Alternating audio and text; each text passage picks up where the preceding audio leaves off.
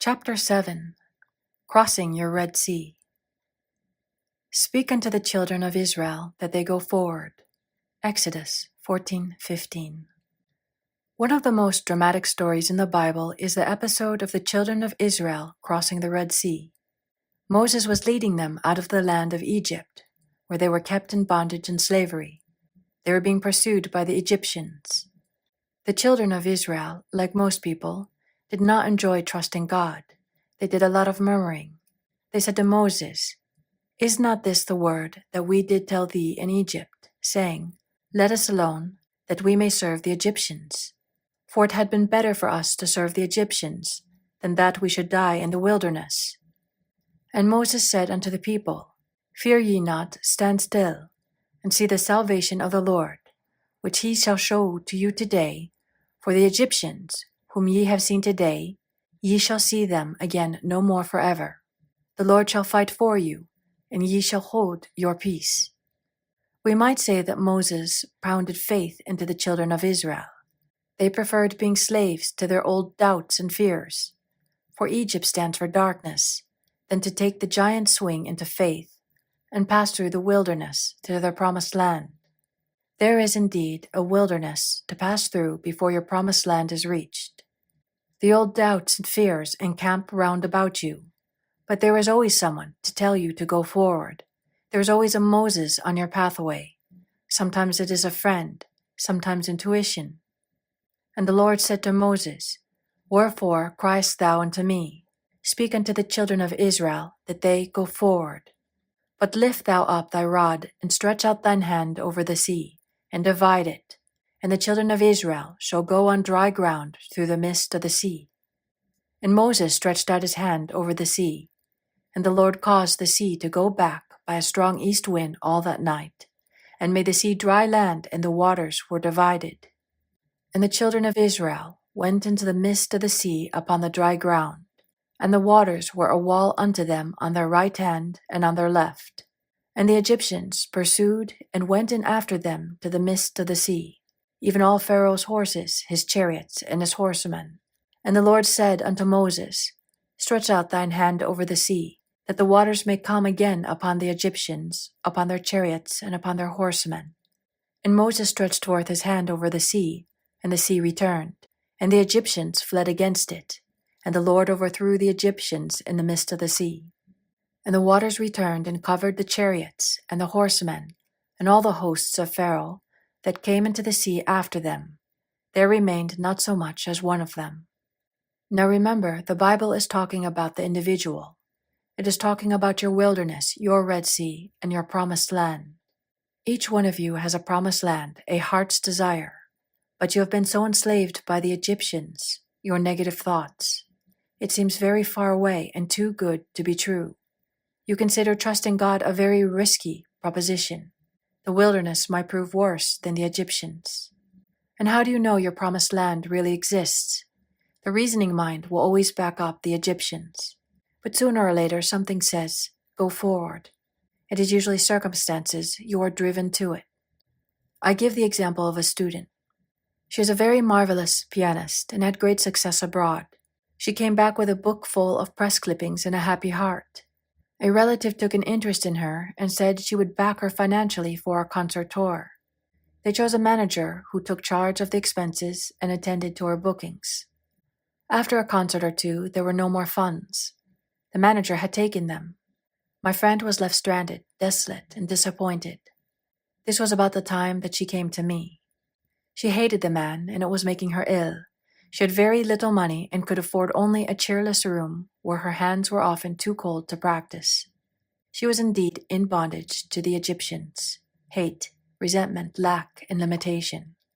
Someone brought her to one of my meetings, and she spoke to me and told her story. I said, "In the first place, you must stop hating that man.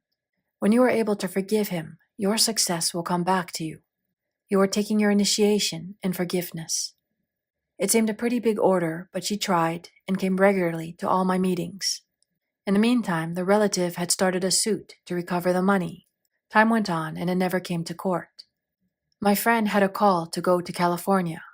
She was no longer disturbed by the situation and had forgiven the man. Suddenly, after about 4 years, she was notified that the case had come to court. She called me upon her arrival in New York and asked me to speak the word for rightness and justice. They went at the time appointed, and it was all settled out of court, the man restoring the money by monthly payments. She came to me overflowing with joy, for she said, I hadn't the least resentment towards the man. He was amazed when I greeted him cordially. Her relatives said that all the money was to go to her, so she found herself with a big bank account. Now she will soon reach her promised land. She came out of the house of bondage, of hate and resentment, and crossed her Red Sea. Her goodwill towards a man caused the waters to part, and she crossed over on dry land. Dry land symbolizes something substantial under your feet, the feet symbolizing understanding. Moses stands out as one of the greatest figures in biblical history. It came to Moses to move from Egypt with his nation. The task before him was not only the unwillingness of Pharaoh to let go of those whom he had made into profitable slaves, but also to stimulate to open rebellion this nation, which had lost its initiative under the hardships of its taskmasters. It required extraordinary genius to meet this condition, which Moses possessed with self-abnegation and the courage of his own convictions. Self-abnegation. He was called the meekest of men. We have often heard the expression, as meek as Moses. He was so meek towards the commands of the Lord that he became one of the strongest of men. The Lord said to Moses, Lift thou up thy rod, and stretch out thine hand over the sea, and divide it. And the children of Israel shall go on dry ground through the midst of the sea.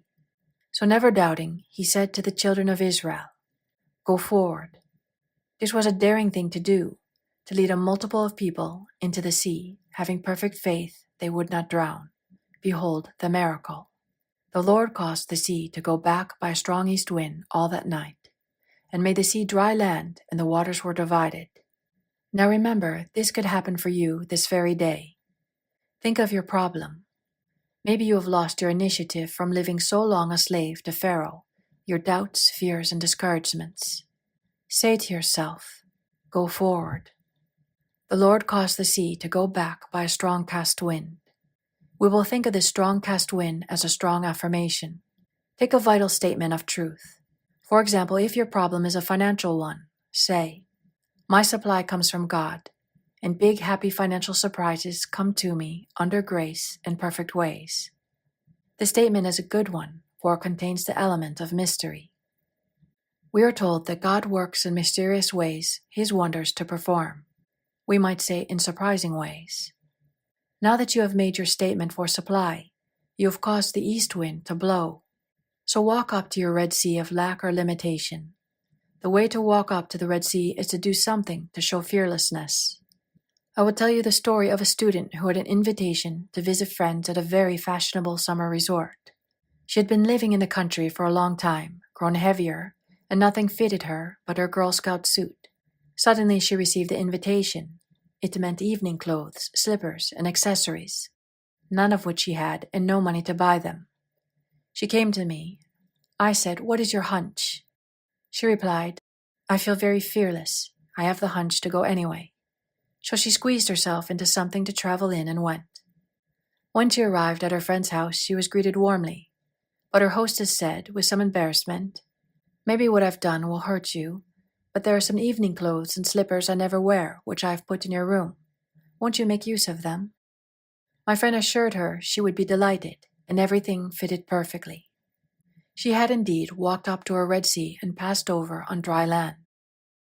The waters of my Red Sea part, and I pass over on dry land. I now go forward into my promised land.